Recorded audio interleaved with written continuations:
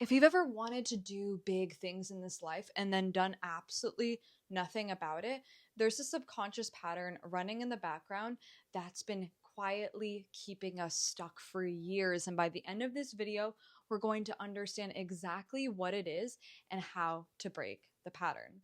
So picture a tree. The roots are underground, old, tangled, invisible from where you're standing. That's your subconscious, formed early on in childhood, holding the actual architecture of what you believe about safety and worth. The branches and the fruit are what you can see.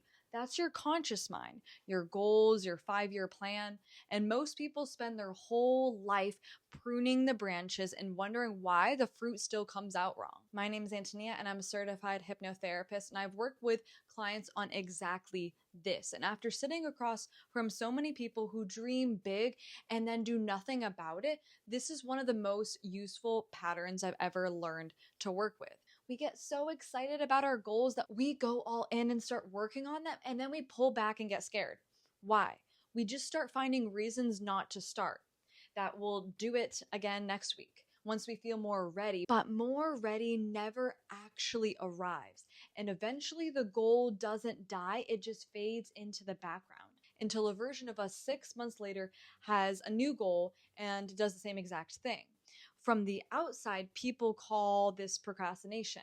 And I don't think that word even is accurate. Procrastination makes it sound like it's a management issue, like we just need to manage our time better. But what I see in sessions almost every time is something so much deeper.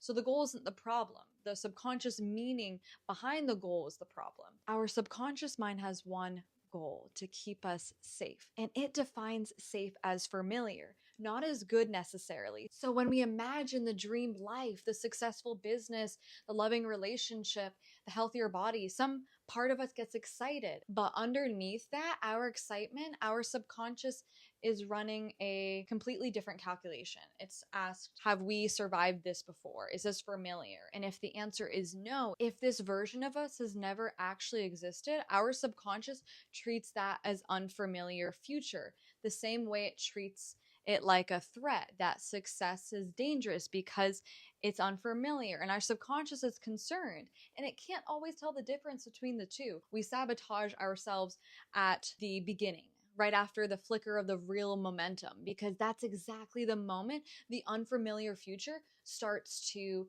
come up. And our subconscious knows this. A lot of our big dreams are quietly tangled up with old subconscious beliefs about worth. If some part of us learned early on that wanting too much makes us selfish, or that visibility isn't safe, or that people who make it get resented or abandoned or exposed, then our subconscious isn't protecting us from the unfamiliar even. It's protecting us from a version of success it secretly believes will cost us something. So we don't act. We do want it badly, but some part of us is doing exactly what our subconscious is programmed to do, to keep us inside the identity that's always felt familiar. I had a client, we'll call him Daniel, who came to me because he'd started and abandoned the same business idea 3 separate times over 5 years. The pattern looked almost identical. He'd get the idea, then get excited, and then build momentum and see some results, and then slowly stop. A few months later, he'd tell me he wasn't disciplined enough to finish what he started. When we went into hypnosis and started exploring where that pattern actually came from, we found a moment in childhood from when he was around 12 years old, watching his father get let go from a business he'd built himself, and watching the family fall apart financially and emotionally. In the aftermath, he was there, and nobody ever sat him down and explained any of this to him. He just absorbed it subconsciously. The lesson that he learned is that building something big is how you lose everything. And his conscious mind as an adult knew that had nothing to do with his own business, but his subconscious was still running the same programs and had never gotten the update. Every time Daniel got close to real momentum and close to the version of success that his father never got to keep, his nervous system quietly pulled him back to safety. Stopping wasn't failure to him subconsciously.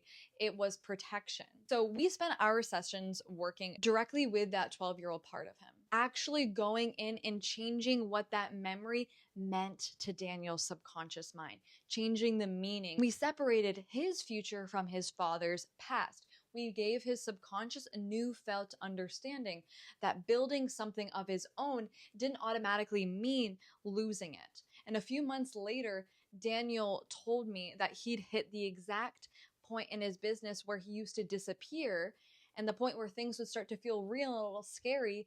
And for the first time, he didn't feel the urge to walk away. So if we're sitting on a dream we haven't touched in months, let's ask ourselves something more useful than, why am I so lazy?